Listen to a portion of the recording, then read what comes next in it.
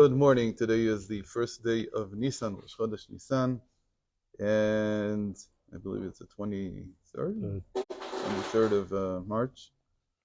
And we're going to start a new mimer for Pesach, but this is not necessarily about Pesach. It only mentions Pesach at the end, but it's related to all the topics, and a very important topic in general, about who's doing what in the world. Is it us or is it God?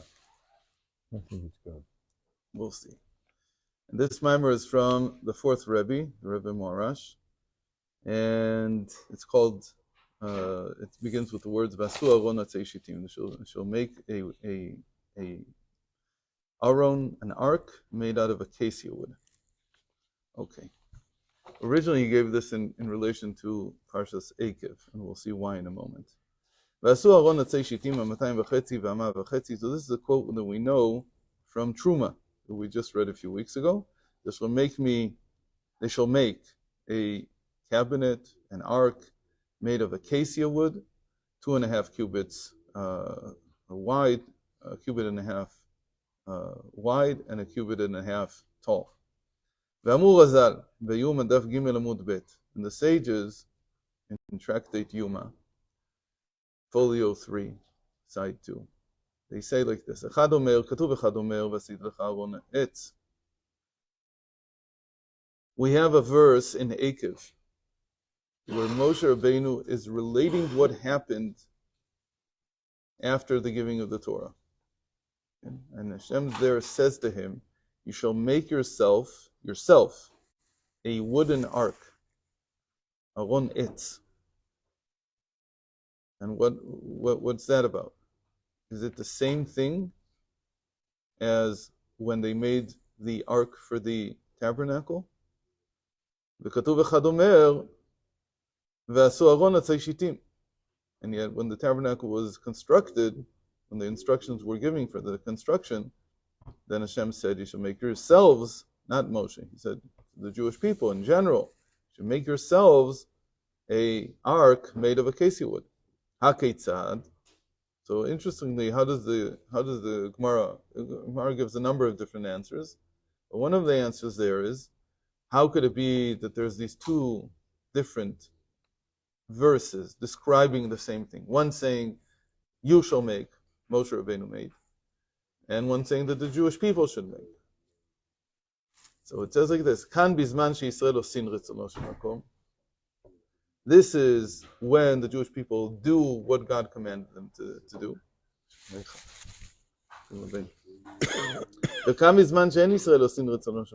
And this is when they do not do what they were supposed to do, when they don't follow God's instructions. Meaning that when they follow God's instructions, it's named after them. Vasu, they shall make. But when they don't, it's Moshe making. Moshe Rabbeinu making. Peresh Rashi. That's exactly how Rashi explains. Bizman sheYisrael osin retzono shel makom. When the Jewish people are doing God's will, nikret avodah l'shmam. The work they do, the toil that they toil on, is credited to them. God gives them the credit for what they did. And when they're not, then it's credited to Moshe Rabbeinu. It's credited elsewhere. V'marsha peresh behefich. And the Marsha was one of the important commentaries on anything that's like an Agadata, like here, like a Medrash. He says the opposite. We'll see in a moment that it's not so easy. What does he mean when he says the opposite? שיש לומר שבזמן שעוצרים רצונו של מקום נחשב מלאכתן כאילו עשאן משה. He says when they follow God's will, then it's credited as if Moshe Rabbeinu did it. It's like it's elevated. ובזמן שאין עושים רצונו של מקום לא נחשב מלאכתן. But when they're not doing God's will, it's not considered their work. That wasn't the other option. The other option is they will make a. So it's very hard to understand the Marsha. ונקראת על שמן כאילו עושים מלאכה בעלמא. And it's credited to them as if it's some kind of generic work, meaning there's no one who actually did it. That's what he's trying to say. Meaning we don't find someone being given No the credit. No credit. At all. Okay. Look at the Ha'ara here, the note. which note the Marsha at the end of the first column of the notes. והמהרש"א פירש לא נחשב מלאכתם ונקראת על שמן. כן הוא לשון המהרש"א בחידושי האגדות לעיון השם. This is an exact quote from the Marsha. והלשון אינו מחובר כל כך. It's a little bit difficult to understand. What do you mean? And it's not named after anyone. What exactly, what does that mean? It's called under, it's credited to them, not credited to their name. It's not clear. ודפוסי וילנה נתפס עם הוספות בין חצאי ריבוע. So he says there's a Vilna printing of the Marsha. I'm not sure what he means here. I would assume it's just the Marsha in the Vilna Shas.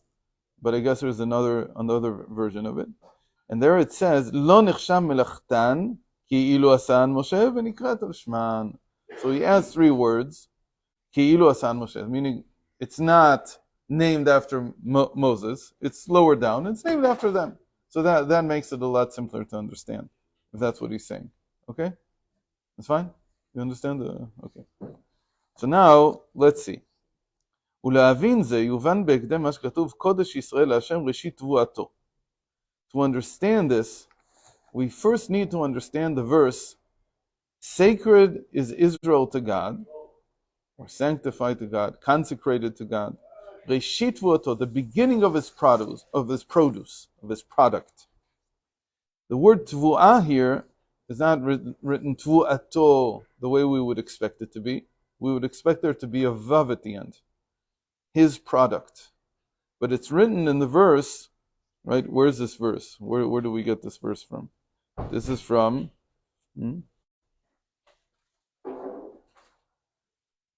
Doesn't say. Where's this verse from?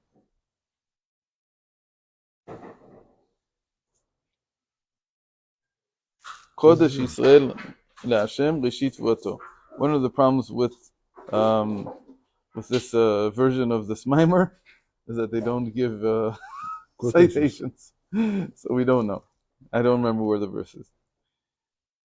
So Kodesh Yisrael LaHashem Reshit Tvuato. It should have been written with a vav, but it's written with a hey.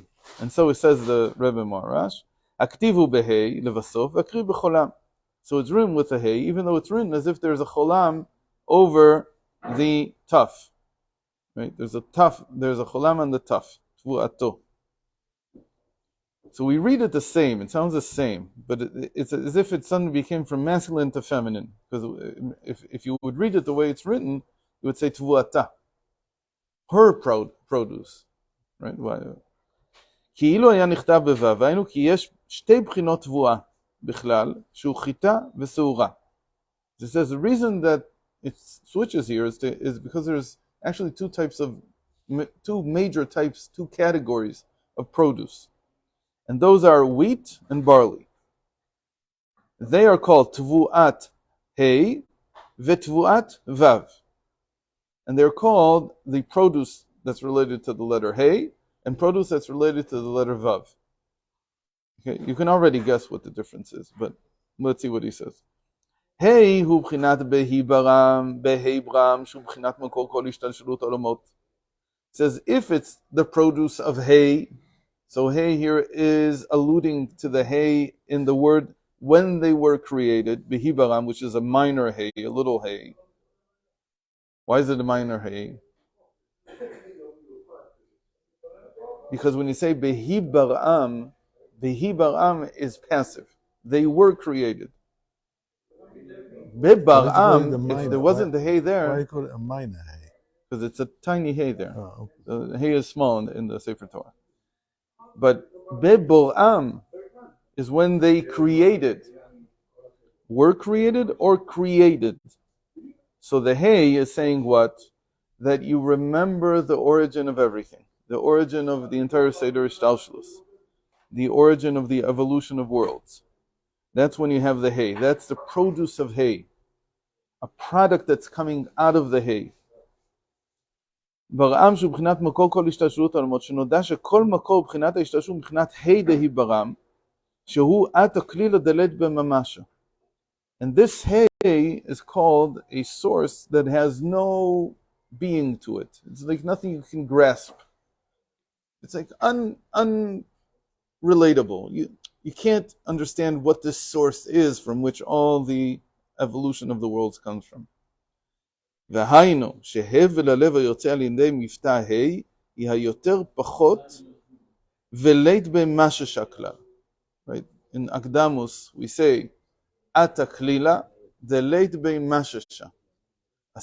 A light letter, the letter Hey is a light letter that has no Guttural sound. Mashish has no way to feel it. It doesn't leave an impression. Because it's just air passing through the windpipe. Exhalation. What do you say? Exhalation. It's like an exhalation. And there's no consonant there at all. Even with Aleph, there's already some consonant, because it says Aleph. At the end you have the Lef in its name. It's not how you say it. You say Ah. But even the Ah is more than that. There's nothing at all. There's nothing at all.